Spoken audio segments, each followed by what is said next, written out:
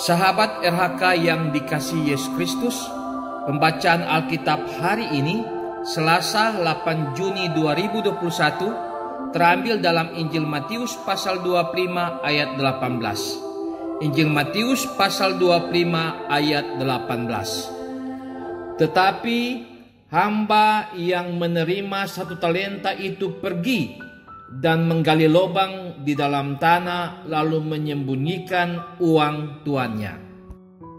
Judul RHK kali ini, menyembunyikan uang tuannya. Sahabat RHK yang diberkati Tuhan, mengusahakan talenta yang diberikan Tuhan adalah panggilan semua orang yang menerimanya. Karena dengan cara itu maka penerima akan mengetahui maksud dan tujuan pemilik talenta, sehingga orang yang menyaksikannya akan mengetahui siapa pemberi talenta itu. Bacaan hari ini, Injil Matius pasal 25 ayat 18, bahwa jika talenta itu disembunyikan, maka tujuan dan maksud pemberian talenta itu tidak akan diketahui, bahkan menghambat maksud dan tujuan pemberian talenta dan meremehkan serta tidak mengindahkan otoritas Tuhan sebagai pemberi talenta. Karena itu, usaha menyembunyikan talenta dengan memasukkannya dalam lubang adalah sebagai bentuk kejahatan atau tindakan melawan Allah. Disuruh pergi ke timur, mereka pergi ke barat. Disuruh pergi ke utara, mereka pergi ke selatan. Apakah perbuatan-perbuatan kita dapat disembunyikan dari hadapan Allah? Ketika Yunus bin Amittai disuruh untuk pergi memberitakan hukum Tuhan kepada Niniwe, ia tidak menaatinya. Justru ia pergi melarikan diri ke Tarsis.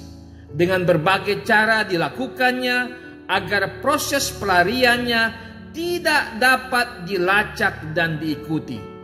Pelarian Yunus adalah cara persembunyian dari tugas-tugas yang diberikan Tuhan.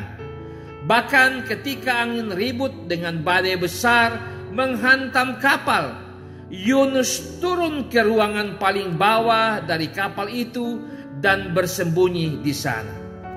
Tindakan menyembunyikan juga dilakukan Ananias dan Safira ketika menerima berkat hasil penjualan harta yang Tuhan berikan.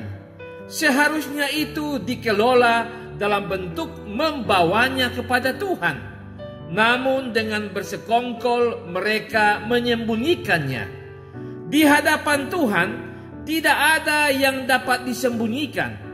Ia akan datang mencari dan meminta pertanggungjawaban dari hamba-hambanya atas semua tugas dan talenta yang dipercayakannya.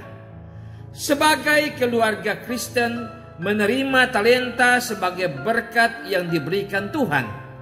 Kita diajak agar jangan menyimpan atau menyembunyikan talenta itu.